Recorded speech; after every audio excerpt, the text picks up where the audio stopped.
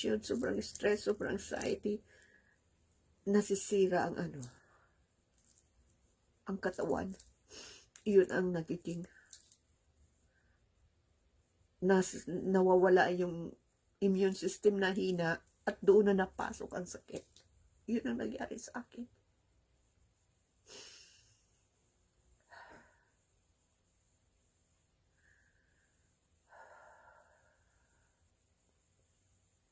Yun, umuwi na kami. Kinuha na ako yun na, discharge na ako. Kinuha ko ni Ate Gina. Si Flory ang nag-drive pauwi sa bahay. Na-discharge ako sa hospital September 18, 2021. Yan. Dito ako kay Ate nakatira kasi siya ang nag-aalaga sa akin. Hindi naman ako maalaga ng anak ko kasi nagtatrabaho sila. Wala naman ibang mag-alaga sa akin. Kaya dito ako sa bahay ni Ate. Ito muna ang kwarto ko.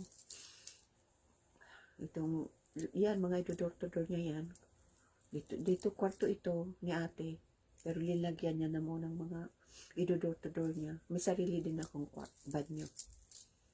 Yan.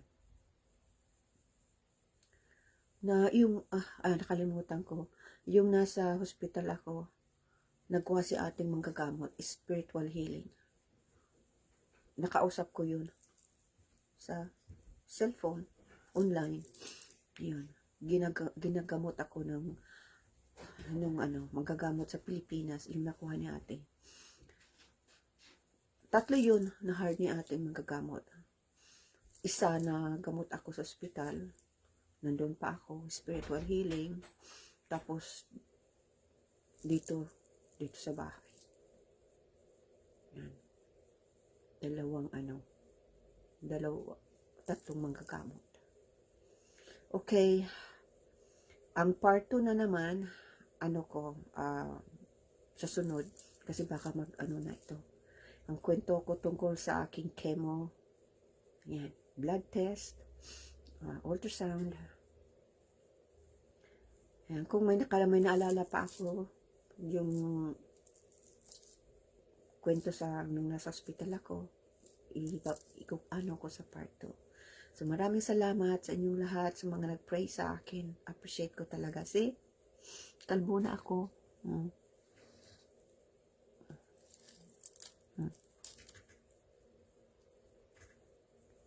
Kalbo na ako. Ipapashave ko pa to kay Ate. Ito, see?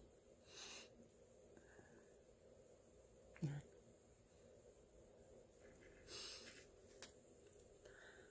Yan. Maraming salamat sa lahat na nag-pray sa akin. Nakatulong talaga. Maraming salamat sa inyong lahat sa pag-pray sa akin. Appreciate ko at hindi nyo ako tinalikuran. Maraming salamat sa inyong lahat. Kasi nandiyan kayo nag-pray para sa akin. Hindi nyo ako tinalikuran. Maraming salamat sa inyong lahat.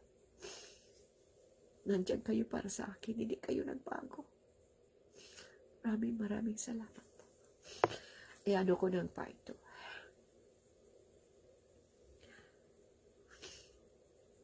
Okay, see? Ano na ako, kalbo na.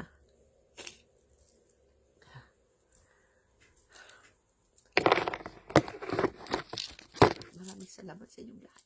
Appreciate ko talaga ang kaputihan niyo. Ayan ako ang part 2.